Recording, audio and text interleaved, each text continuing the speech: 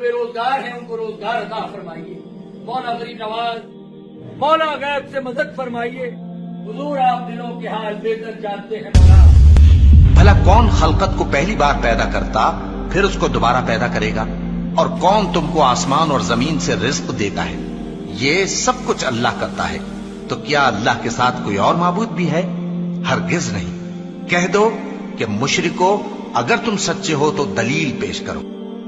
اور اسی کے پاس غیب کی کنجیاں ہیں جن کو اس کے سوا کوئی نہیں جانتا. اور اسے جنگلوں اور دریاؤں کی سب چیزوں کا علم ہے. اور کوئی پتا نہیں جھڑتا مگر وہ اس کو جانتا ہے. اور زمین کے اندھیروں میں کوئی دانا اور کوئی ہری یا سوکھی چیز نہیں ہے مگر کتاب روشن میں لکھی ہوئی ہے. اعوذ باللہ من الشیطان الرجیم. بسم اللہ الرحمن الرحیم. امن یجیب المضطر اذا دعاہ. بھلا بتاؤ تو کون ہے جو مصیبت اور پریشانی میں گھرے ہوئے شخص کی فریاد کو دعا کو سنتا ہے.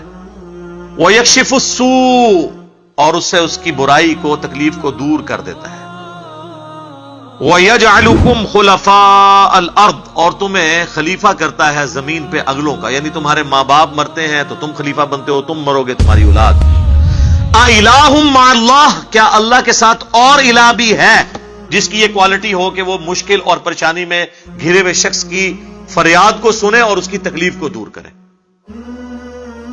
قَلِيلًا مَا تَذَكَّرُونَ لیکن نصیحت تو بہت کم ہی تم حاصل کرتے ہو. تو میں نے کہا کہ اللہ تعالیٰ نے اس میں فرما دیا ہے کہ اللہ کے سوا اگر کسی اور ہستی کے بارے میں تمہارا عقیدہ ہے نا کہ وہ تمہاری تکلیف دور کرتی ہے اور دعا کو سنتی ہے تو گویا وہ الہ ہے تمہارا دوسرا جعلی الہ تم نے بنایا ہے. چاہے کوئی پیغمبر ہو, فرشتہ ہو, جن ہو, بزرگ ہو یا بابا ہو, وہ گویا آپ نے الہ بنا دیا.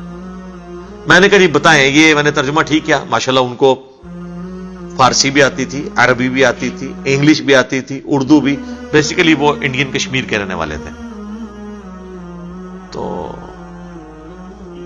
کہتے ہیں جی یہ ترجمہ تو آپ کا ٹھیک ہے, لیکن میں نے کہا لیکن نہیں, اب عوام سے فیصلہ کرواتے ہیں. لیکن تو اب ختم ہو گیا نا. آیت کے بعد جب ایک واضح بینات میں سے کوئی چیز آ جائے, وہاں جتنے بیٹھے تھے ان کا جی یہ سب آپ کی بات جو ہے نا 100% ٹھیک ہے. اس میں بالکل واضح موجود ہے کہ آپ نے کسی اور کو نہیں پکارنا.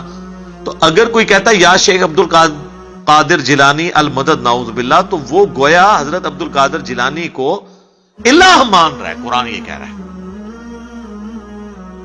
ہاں المدد کے بغیر کہتا ہے, کہتا رہے قیامت تک کہتا رہے, کوئی نہیں سن